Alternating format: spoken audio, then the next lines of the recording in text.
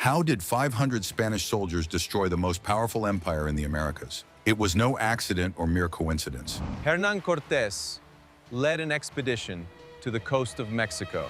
But the ambitious captain simply stole the ships and set sail for the mainland. He fully understood the consequences of his audacious decision. There was no turning back to Spain. For stealing the fleet, the conquistadors faced an inevitable court-martial. They could either conquer these rich lands or lose their heads. The stakes in this brutal game were the survival of entire peoples. The outcome of the expedition forever changed the course of world history.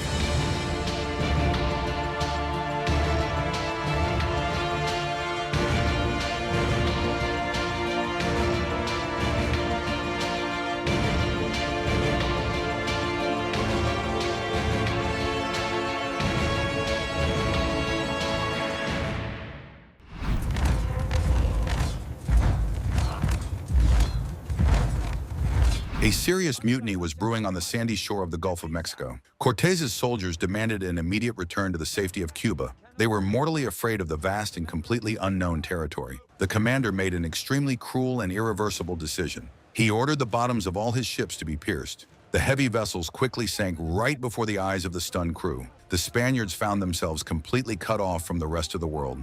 Now the expedition had turned into a march of desperate suicide squads. Every decision the soldiers made was dictated by a primal fear of the noose. The detachment donned armor and set off through the dense jungle deep into the mainland. Soon, the first bloody clashes with local tribes began. The Spaniards encountered a completely different logic of warfare. The Indian warriors almost never killed their enemies on the spot. They tried to stun the enemy and drag him away alive. The local priests needed captives for mass sacrifices. Cortés's soldiers immediately exploited this as their main tactical advantage. They struck their enemies dead with their heavy steel swords. The roar of European cannons sowed genuine panic among the ranks of the attackers. The shiny metal breastplates easily deflected the blows of stone spears. For a time, the conquistadors seemed to the Indians like invulnerable deities. But this useful illusion dissipated after the very first fierce battle. One of the Spanish soldiers suffered a deep, fatal wound. The locals saw the real blood of the invaders. The threat of the unit's complete annihilation became absolutely real. Cortés noticed a serious political rift among the local peoples just in time. The powerful Tenochtitlan had imposed an unbearable tribute on neighboring cities. The Aztecs regularly took gold and young people from their neighbors. The Spanish commander began actively stoking this long-standing hatred. He formed a military alliance with the independent state of Tlaxcala. Thousands of experienced Native American warriors joined the Spaniards. This new political alliance hung by a thread. The Tlaxcalans could wipe out the handful of Europeans at any moment. Cortés forced his small army to keep moving forward. He did not give his enemies time to gather larger forces. The conquistadors rapidly captured new settlements along their path. The information vacuum played into the cunning Spanish commander's hands. Aztec spies brought highly contradictory rumors back to the capital. The soldiers' morale constantly swung from euphoria to deep despair. The Spaniards ventured further and further into hostile territory. Ahead of them lay a vast city in the middle of a lake. But the situation turned out to be far more complicated than Cortés had anticipated.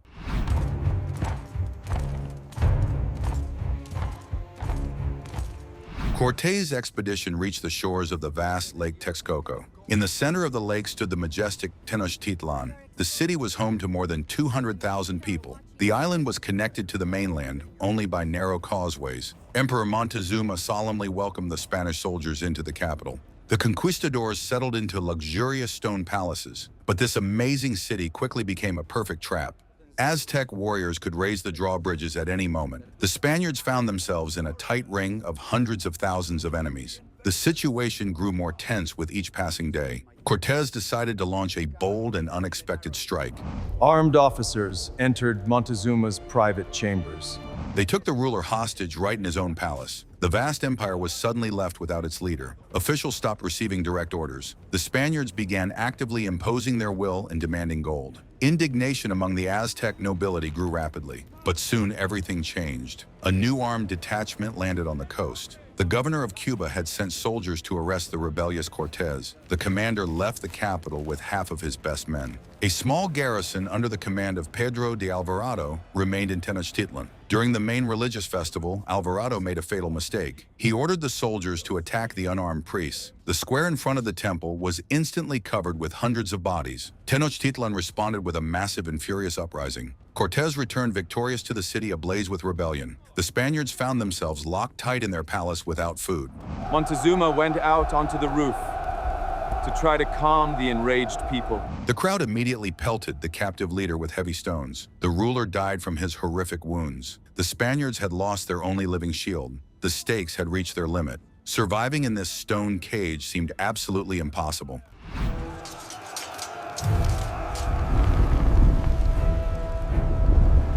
The so-called Night of Sorrow had arrived. Under the cover of a heavy tropical downpour, the Spaniards attempted to flee secretly. They loaded themselves down with heavy bags of looted gold. The detachment moved quietly along the narrow lake dams. But Aztec sentries quickly spotted the retreating soldiers. Hundreds of war canoes suddenly appeared on the dark water. The retreat instantly turned into a chaotic and bloody massacre. The Indians attacked the conquistadors from all sides. Heavy steel armor and treasures dragged the Spaniards to the bottom. Men fell into the lake and instantly drowned. On that fateful night, Cortés lost most of his army. Horses, cannons, and all the gold remained at the bottom of Lake Texcoco. The remnants of the wounded detachment managed with great difficulty to make it to shore. They retreated toward the lands of their allies in Tlaxcala. The soldiers' strength was at the very limit of physical exhaustion. At that moment, Cortés' leadership was put to a severe test. He had to convince the survivors not to give up. The Spaniards had lost almost all their weapons and dry gunpowder. However, the commander showed iron will and refused to retreat. In Tlaxcala, the battered conquistadors were met with great suspicion. The myth of their invincibility had been definitively and brutally shattered. Cortés had to rebuild a complex political alliance from scratch. He promised the Indians complete freedom from Tenochtitlan in exchange for a new army. However, the situation turned out to be much more complicated. While the Spaniards were tending to their severe wounds, a real catastrophe began in Tenochtitlan. The retreating soldiers left behind an invisible killer. A deadly smallpox epidemic rapidly broke out among the capital's inhabitants. The virus began to decimate the population at a terrifying rate. The disease completely wiped out the high command of the Aztec army. The Indians had no immunity to this contagion. The defenses of the great city began to crumble rapidly from within. But the most terrible ordeal was yet to come.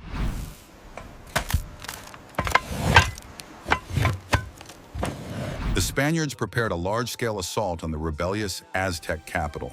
Cortés ordered his Native American carpenters to build 13 collapsible ships. The soldiers assembled these heavy brigantines right on the shores of Lake Texcoco. The conquistadors' fleet completely blockaded the vast Tenochtitlan from the water. Spanish cannons methodically shelled the Native American boats carrying supplies. Cortés's detachment mercilessly destroyed the main stone aqueduct on the dam. The city of 200,000 was left without clean drinking water under the scorching sun. The lake quickly turned into a deadly trap for the local inhabitants. The battle for every neighborhood in the capital turned into a veritable street meat grinder. The Native American warriors desperately defended every stone house and temple. The Aztecs fully understood their fate in the event of total defeat. The Spaniards, too, were terrified of ending up on a high sacrificial altar. The advancing conquistador troops methodically demolished building after building. Soldiers filled the narrow water channels with the rubble of destroyed palaces. Along these new man-made roads, the heavy Spanish cavalry advanced. Horsemen with lances mercilessly pierced the ranks of the city's exhausted defenders. Every step forward cost thousands of lives among the allied Indians. The bodies of the slain lay thick on the straight streets of the once beautiful capital. The brutal siege lasted 3 long and agonizing months. The vast Tenochtitlan was reduced to smoldering ruins, filled with desperate people. The city's defenders ate dry tree bark and drank dirty, salty water. Weakened by severe infections, the Aztecs could no longer withstand the onslaught of metal. Cortés's force slowly but surely tightened the ring of encirclement. The last Aztec ruler, Cuauhtémoc, attempted to secretly flee by canoe. However, a Spanish water patrol quickly intercepted the emperor's boat. The capture of the young leader put a final bloody end to this battle. The great Indian Empire collapsed under the weight of cannons and smallpox. On the site of the destroyed towering pyramids, the conquistadors began to build new neighborhoods. Catholic cathedrals were constructed from the blood-stained stones of ancient sanctuaries. The Spaniards imposed a strict military order across all the conquered territories. The history of modern Mexico City literally began with a thick layer of hot ash. However, the fall of the Aztec state was only the beginning of a long era of conquests. In the south of the continent, an even more incredible prize awaited the conquistadors.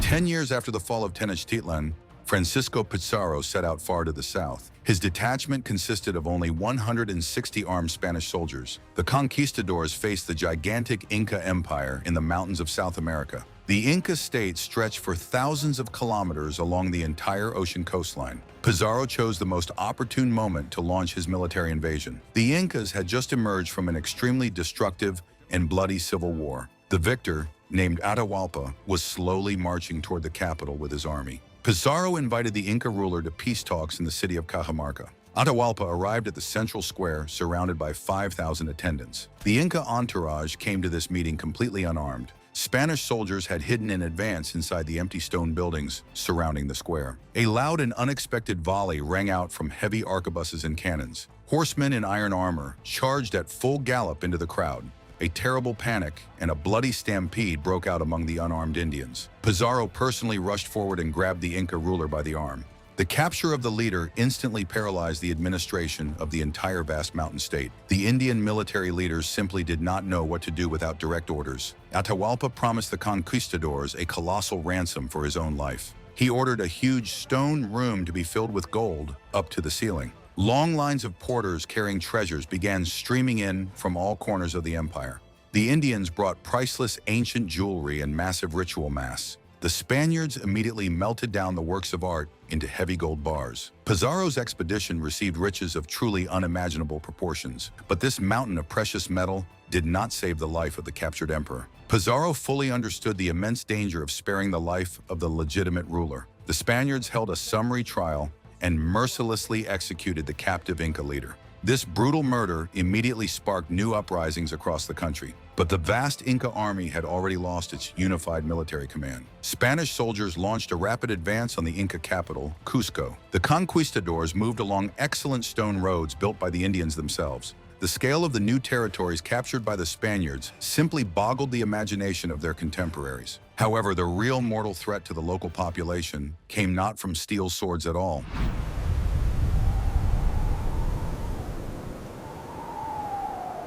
Modern researchers are still excavating massive mass graves. The bones found show no traces of swords or bullets. True death came to the continent along with the European ships. Spanish soldiers brought with them the smallpox, measles, and influenza viruses.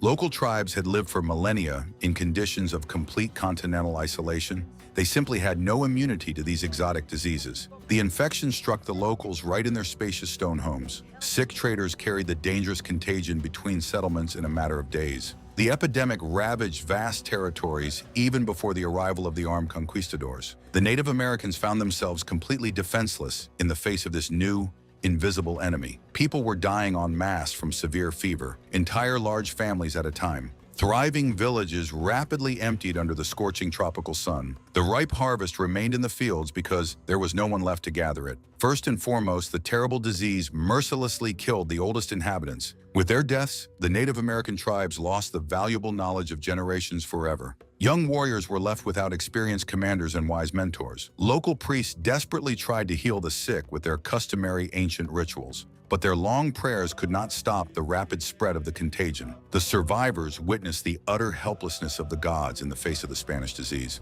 This finally broke the fighting spirit of many independent Native American peoples. Catholic priests called this catastrophe a direct sign of divine support. The Spaniards sincerely believed that heaven itself was clearing the land for them. The conquistadors calmly occupied completely deserted cities and demolished old temples. This brutal epidemic destroyed the traditional way of life across the entire American continent. In just a few decades, the local population declined by nearly 90%. Once densely populated and fertile valleys quickly turned into desolate, uninhabited lands. The surviving Native Americans could no longer resist the European soldiers. They were forced to submit completely to the strict laws of their new Spanish masters. However, the situation turned out to be far more dire than a simple military defeat. The Native American lands soon became vast mines for the enrichment of Europe.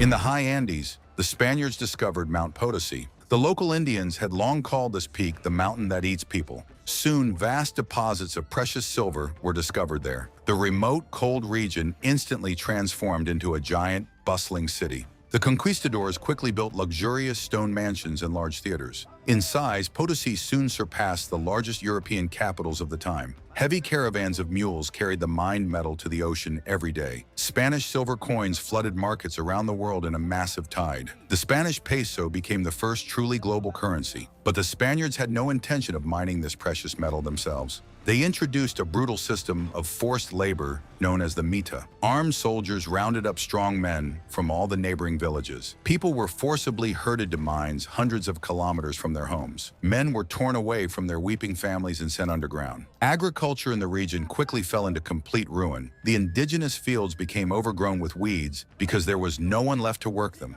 Human life in Potosi was worth absolutely nothing. Workers descended into deep, dark mines via long rope ladders. Miners spent hours chiseling away at hard rock in conditions of severe oxygen deprivation. Heavy stone arches regularly collapsed directly onto the heads of the exhausted men. Spanish engineers forced the indigenous people to use toxic mercury to purify the silver. Workers breathed deadly poisonous fumes from morning until late at night. Agonizing chemical poisoning became an absolutely routine occurrence here. Many Native Americans never returned from these stifling underground chambers. The massive mountain was indeed methodically devouring hundreds of thousands of human lives. Silver mining reached incredible and terrifying proportions. Spanish officials loved to repeat a grim local legend. A long, sturdy bridge could have been built from the mined metal. It would stretch across the ocean from America straight to Spain. However, the local Native Americans always added their own twist to this story. A second bridge could be built nearby out of human bones. The wealth of the Spanish crown was built entirely on the lives of the workers who perished. However, the situation turned out to be much more complex. The Spaniards wanted to control not only the bodies, but also the souls of the vanquished. Padre nuestro, que estás en los cielos,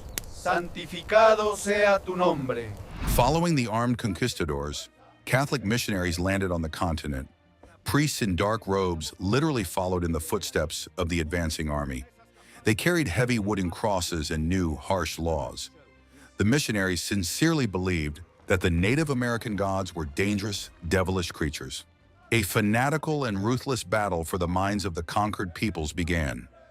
Soldiers smashed ancient stone statues with heavy iron hammers right in the town squares. Magnificent pyramids were methodically demolished down to their very foundations. On the blood-soaked foundations, the Spaniards erected new, towering Catholic cathedrals. Spanish monks lit huge, blazing bonfires in the main squares. Hundreds of priceless indigenous manuscripts were thrown into these merciless flames. The unique astronomical codices of the indigenous peoples were forever reduced to gray ash. Under threat of a painful execution, priests banned all traditional sacrifices. Indians who performed the old rituals were publicly flogged with long whips. The Catholic Church quickly became the main and most strict institution of authority. Monks daily instilled in the newly converted parishioners the ideas of complete and unconditional humility. The Indians were to become submissive servants of the distant Spanish king. But the ancient Native American deities did not disappear without a trace from people's memories. The locals learned to skillfully deceive their new, harsh masters. Native American artisans carved small figures of the old idols out of wood. They secretly walled them up right inside the new Christian altars. The Indians obediently fell to their knees before the beautiful Catholic saints. However, at that moment, they quietly whispered prayers to their ancient spirits. Traditional Indian dances were cleverly disguised as lavish church processions. This became a form of very effective and subtle spiritual resistance. The battle for faith lasted for long and difficult decades. The Spaniards never managed to completely erase the millennia-old memory of the Native American tribes. Old pagan beliefs became bizarrely intertwined with official Catholic dogmas. A completely new Latin American culture emerged from the ruins of empires. Modern Mexican carnivals would truly horrify the European priests of the past. The spirit of the unconquered Indians still lives on in the vibrant colors of the festivals. The local peoples managed to preserve a small fragment of their lost past. However, this story has another unexpected twist. While the Indians were saving their souls, the Spaniards were forever changing the very nature of the continent. ¡Muevan esas vacas! Cuidado con los barriles. Heavy Spanish galleons constantly crossed the cold ocean in long convoys. The holds of these enormous wooden ships were packed tightly with strange fruits. The conquistadors brought sacks full of potatoes and dried corn to Europe. Sailors carefully loaded wicker baskets filled with red tomatoes and bitter chocolate. The inhabitants of the Old World had never tasted such exotic flavors before. These new American crops proved to be incredibly productive and very hardy. European peasants began planting potatoes en masse on their poor, rocky fields. This unfamiliar, filling root vegetable literally saved entire countries from mass starvation. Before these foods arrived, Europe's poor often died of severe malnutrition. Now, however, ordinary people had access to very affordable and nutritious food. The continent's population began to grow at an incredible rate with each passing year.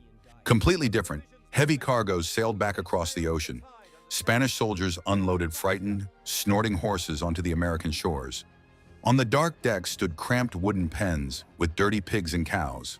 Soldiers carried sacks of select European wheat onto the sandy shore. These animals and seeds forever transformed the familiar landscape of the entire American continent. Nomadic Native American tribes saw tall and very strong horses for the first time. Warriors of the Great Plains quickly mastered skilled horsemanship entirely without saddles. Native American horseback hunters completely changed their traditional tactics for hunting wild bison. Huge herds of feral cattle appeared on the endless green pastures.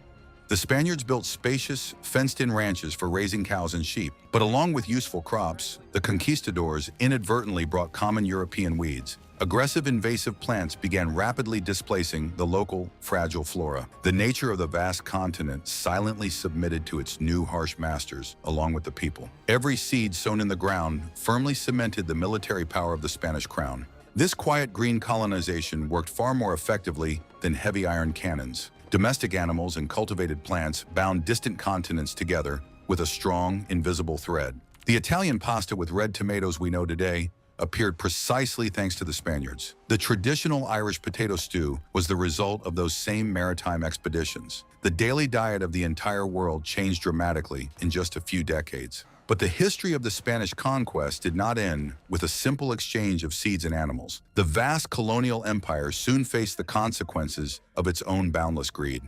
We must load the gold before the tide turns. Faster now, faster! The vast Spanish Empire lasted exactly 300 years in the Americas. The conquistadors extracted thousands of tons of pure silver from the conquered continent. With this money, the Spanish kings waged endless wars across Europe. But the colonial system ultimately could not bear its own heavy weight. Local residents launched large-scale armed uprisings against the European crown. 24 independent states emerged on the site of the former Spanish colonies. The new countries inherited the Spanish language and strict Catholic traditions. The former rulers left the American shores forever on their old ships. But the physical traces of the brutal conquest have not vanished from the face of the earth. In the very center of modern Mexico City, workers were laying new underground cables. The construction workers accidentally stumbled upon huge stone blocks of ancient masonry. This is how archaeologists unearthed the foundation of the Aztecs' main temple, the Templo Mayor. Scientists unearthed thousands of broken indigenous ritual artifacts. Spanish soldiers destroyed this massive sanctuary exactly 500 years ago. The Catholic Cathedral of the Conquerors still stands directly above the ruins. The stones of the old capital silently preserve the history of an entire people's demise. The Spanish conquest forever changed the fates of millions of ordinary people across the continent. Many European soldiers married local indigenous women. Over several generations, a completely new and unique mixed population emerged. Modern historians study old port archives in Spain every day. Scholars read dry military reports and long lists of fallen soldiers. There is no romance or heroism in these yellowed, dusty papers. The documents reveal only cold economic calculation and boundless human ambition. A small handful of armed conquistadors truly redrew the map of the entire world. Ready the arquebuses! They are attacking! Turn back! Board the city! Hundreds of Spanish ships carried away the melted gold of a devastated America. The great Native American empires vanished forever from the face of the earth. Steel swords and viruses left the local inhabitants no chance. A handful of conquistadors completely destroyed the centuries-old way of life of a vast continent. Ancient Native American pyramids were left buried beneath the foundations of new cities. The history of this brutal conquest is written in blood and hot ashes. The comments section below the video is open for discussion of this dark era. There you can discuss Cortez's audacity or the terrible tragedy of Potosi. Subscribing to the channel guarantees access to new, in-depth historical investigations. Ahead lie detailed analyses of other mysterious civilizations of the past,